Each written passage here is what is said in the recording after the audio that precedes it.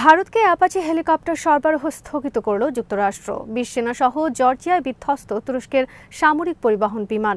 পাকিস্তানের সন্ত্রাসী হামলার জন্য ভারতকে দায়ী করল পাকিস্তান। ভারতের সন্ত্রাসী হামলার জন্য পাকিস্তানকে দায়ী করার লক্ষ্যে হন্যে হয়ে প্রমাণ খুঁজছে মোদী সরকার। পূর্ব কুপিয়ানস্ক দখল রাশিয়ার, অজানা অবরুদ্ধ ৫,০০০ ইউক্রেন সেনার পরিণতি। গাজায় এক মাসে ২৮২ বার যুদ্ধবিরতি চুক্তি লঙ্ঘন ইসরায়েলের। পশ্চিম তীরে আগুন, সন্ত্রাস ইসরায়েলি স্যাটেলাইটদের। বিডিনিউজ ইনফোটেইনমেন্টে স্বাগত জানাচ্ছি, আমি সুস্মিতা দাস। আজ জানাবো প্রতিরক্ষা সংক্রান্ত গুরুত্বপূর্ণ কিছু খবর। ভারতের কাছে ৩টি অ্যাপাচি হেলিকপ্টার ডেলিভারি স্থগিত করল যুক্তরাষ্ট্র। মঙ্গলবার যুক্তরাষ্ট্রের ভার্সন অনলাইনের খবরে বলা হয়েছে, গত ৩০ অক্টোবর একটি সামরিক পরিবহন বিমানে করে ৩টি অ্যাপাচি হেলিকপ্টার নিয়ে যুক্তরাষ্ট্রের অ্যারিজোনা বিমান ঘাঁটি থেকে রওনা দেয় লন্ডনের পথে। ১ নভেম্বর পরিবহন বিমানটি লন্ডনে পৌঁছায়। এসব হেলিকপ্টার ভারতকে হস্তান্তর করার কথা ছিল, কিন্তু লন্ডনে পৌঁছার পর হেলিকপ্টার সহ পরিবহন বিমানটি ৮ দিন পর্যন্ত সেখানে অবস্থান করে। এরপর আবার আটলান্টিক মহাসাগর পাড়ি দিয়ে হেলিকপ্টার সহ পরিবহন বিমানটি উড়ে যায় যুক্তরাষ্ট্রের অ্যারিজোনা বিমান ঘাঁটিতে। কী কারণে ভারতকে হেলিকপ্টারগুলো সরবরাহ না করে আবার লন্ডন থেকে যুক্তরাষ্ট্রে ফেরত আনা হলো, তা নিয়ে রহস্যের সৃষ্টি হয়েছে। যে সামরিক পরিবহন বিমানে হেলিকপ্টারগুলো বহন করা হচ্ছিল সেটি AN অ্যান্টোনভ 124। এটি বিশ্বের দ্বিতীয় ভারী পরিবহন বিমান। সোভিয়েত রাশিয়ার তৈরি এ বিমানটির বর্তমান মালিক ইউক্রেন, তবে বিমানটি বর্তমানে পরিচালিত হচ্ছে জার্মানি থেকে।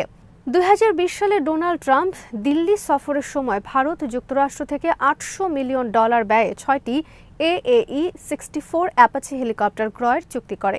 প্রথম ধাপে ৩টি অ্যাপাচি হেলিকপ্টার বুঝে পেয়েছে ভারত। দ্বিতীয় দফায় ৩টি হেলিকপ্টার ভারতকে হস্তান্তরের জন্য আকাশে উড্ডয়নের পরও থেমে গেল।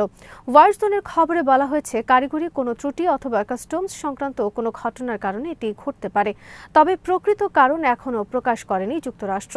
২০২০ সালে সর্বশেষ ৬টি অ্যাপাচি হেলিকপ্টার অর্ডার দেওয়ার আগে ভারত যুক্তরাষ্ট্র থেকে আরও ২২টি অ্যাপাচি হেলিকপ্টার সংগ্রহ করেছে।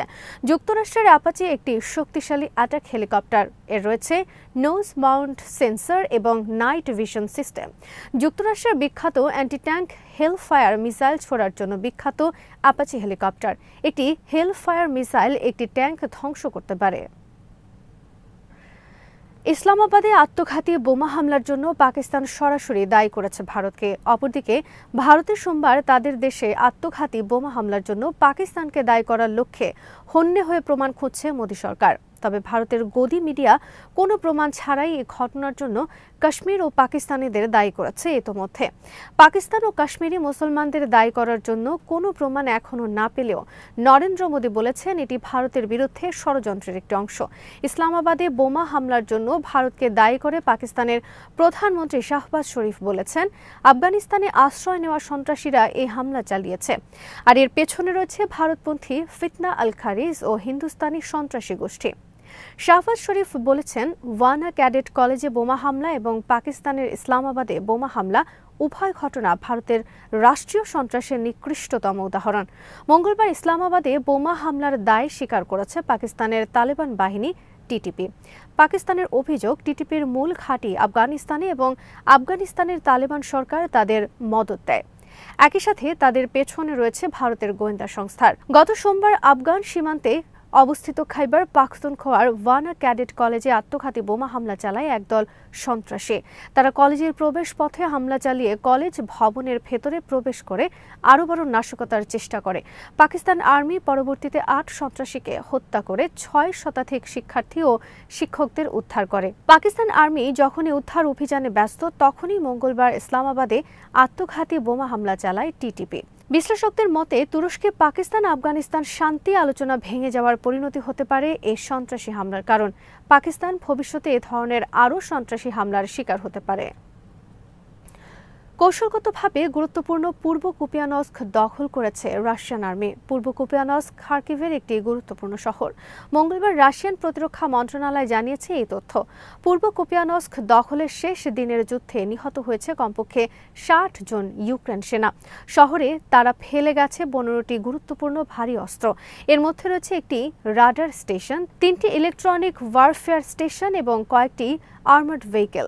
এক সপ্তাহ আগে রাশিয়ান আর্মি ঘেরাও করে পূর্ব কুপিয়ানস্ক। রাশিয়ার প্রেসিডেন্ট ভ্লাদিমির পুতিন ইউক্রেন সেনাদের প্রতি আহ্বান জানিয়ে বলেন, আত্মসমর্পণ করলে তাদের জীবন রক্ষার ব্যবস্থা করা হবে। কিন্তু ইউক্রেন প্রেসিডেন্ট জেলেনস্কি কুপিয়ানস্ক ঘেরাওয়ের খবর প্রত্যাখ্যান করে ইউক্রেন সেনাদের আত্মসমর্পণে বাধা দেন।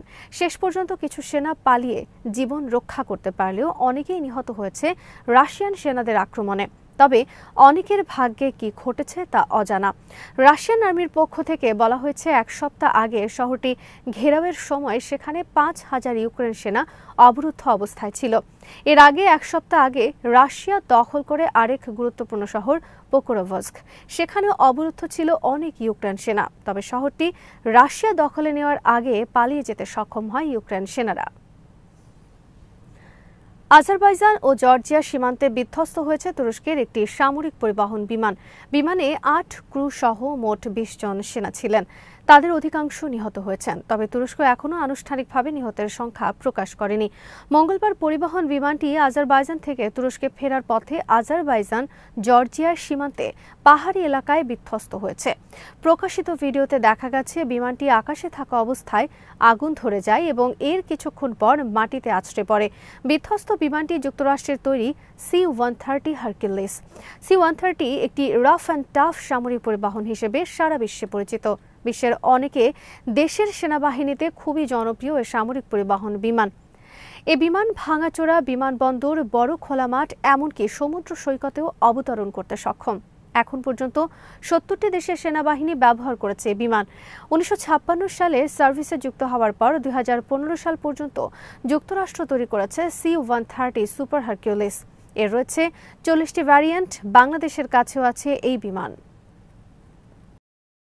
গাজায় ইসরায়েল এক মাসে ২৮২ বার যুদ্ধবিরতি চুক্তি লঙ্ঘন করেছে।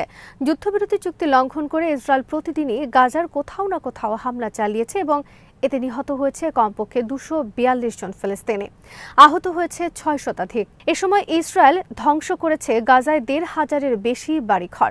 গত ১০ নভেম্বর যুদ্ধবিরতি কার্যকরের পর থেকে প্রতিদিন যুদ্ধবিরতি লঙ্ঘন করে ইসরায়েল আর্মি হত্যাযজ্ঞ চালিয়ে যাচ্ছে গাজায়। বুধবার এই খবর প্রকাশ করেছে বিবিসি ও আল জাজিরা। প্রকাশিত খবরে বলা হয়েছে, ড্রোন, বিমান, আর্টিলারি সিস্টেমের সাহায্যে হামলার পাশাপাশি ইসরায়েল আর্মি ঠান্ডা মাথায় বন্দুকের সাহায্যে টার্গেট করে গুলি করছে ফিলিস্তিনিদের। বুলডোজার দিয়ে এখনও ধ্বংস করে চলছে ফিলিস্তিনিদের বাড়িঘর। মঙ্গলবারও গাজায় ইসরায়েলের হামলায় নিহত হয়েছে ৩ জন ফিলিস্তিনি। ২০২৩ সালের অক্টোবরে যুদ্ধ শুরুর পর ইসরায়েলের হামলায় নিহত ফিলিস্তিনিদের সংখ্যা ছাড়িয়েছে ৬৯,০০০। এদিকে পশ্চিম তীরে প্রায় প্রতিদিন ফিলিস্তিনিদের উপর হামলা চালাচ্ছে সেখানে ইহুদি বসতি স্থাপনকারীরা। মঙ্গলবার পশ্চিম তীরের নাবলুস এবং তুলকারেমে ইহুদি সেটেলাররা ব্যাপকভাবে অগ্নিসংযোগ করে ফিলিস্তিনিদের বসতি এলাকায়। এতে পুড়ে গেছে অনেকের বাড়িঘর, ক্ষেতখামার, যানবাহন এবং কারখানা। নিহত হয়েছে অনেকে। এমনকি টাইমস অফ ইসরায়েল সহ ইসরায়েলের বিভিন্ন গণমাধ্যমে সেটেলারদের এই সন্ত্রাসের খবর ও ভিডিও প্রকাশ করলেও এসব খবর স্থান পায়নি পশ্চিমা তথাকথিত প্রভাবশালী অনেক গণমাধ্যমে। আজ এখানেই শেষ করছি। সমরাস্ত্র, প্রতিরক্ষা ও কূটনীতির নানা তথ্য জানতে চোখ রাখুন বিডিভিউজ ইনফোটেইনমেন্টে। চ্যানেলটি ভালো লাগলে সাবস্ক্রাইব করুন। সংযুক্ত থাকুন আমাদের ফেসবুক পেজে।